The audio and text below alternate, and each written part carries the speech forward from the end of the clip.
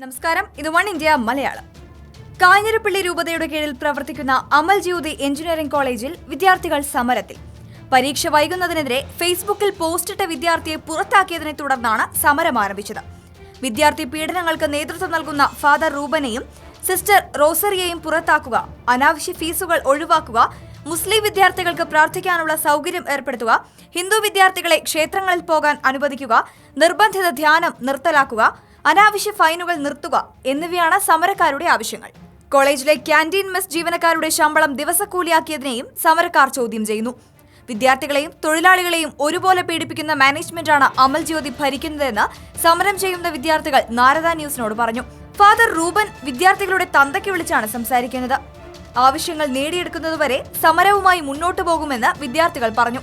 SFI നേതൃത്വം നൽകുന്ന സമരത്തിൽ 100ഓളം വിദ്യാർത്ഥികൾ ക്ലാസുകൾ ബഹിഷ്കരിച്ച് പങ്കെടുക്കുകയാണ്. SFI പ്രവർത്തകരും മാനേജ്മെന്റും തമ്മിൽ ചർച്ചകളും നടന്നു. ഫാദർ റൂബനെ പുറത്താക്കാൻ 4 ദിവസം സമയം തരണമെന്ന് മാനേജ്മെന്റ് SFI നേതൃത്വത്തോട് ആവശ്യപ്പെട്ടിട്ടുണ്ട്. പുറത്താക്കാതെ സമരം അവസാനിപ്പിക്കില്ലെന്നാണ് ആദ്യഘട്ട ചർച്ചയിൽ SFI നിലപാടെടുത്തത്.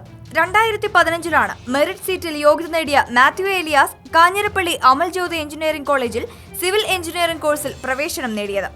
ആദ്യ 2 സെമസ്റ്റർ പരീക്ഷയിൽ 70% മാർക്കോടെ മാത്യു മുഴുവൻ വിഷയങ്ങൾക്കും പാസ്സായി. 3ാം സെമസ്റ്റർ പരീക്ഷ വൈകിയതോടെ സാങ്കേതിക സർവകലാശാല VCക്കെതിരായി വിദ്യാർത്ഥികൾ നവമാധ്യമങ്ങളിലൂടെ പ്രതികരിച്ചു. ഇതിനെ പിന്തുണച്ച് മാത്യുവും ചില പോസ്റ്റുകൾ ഇട്ടിരുന്നു. സംഭവം ശ്രദ്ധയിൽപ്പെട്ട കോളേജ് അധികാരികൾ മാത്യുവിനെ വിളിച്ചുവരുത്തി മദ്യപാനിയായി ചിത്രീകരിച്ച ശേഷം യാതൊരു കാരണവും കാണിക്കാതെ തന്നെ കോളേജിൽ നിന്നും പുറത്താക്കി.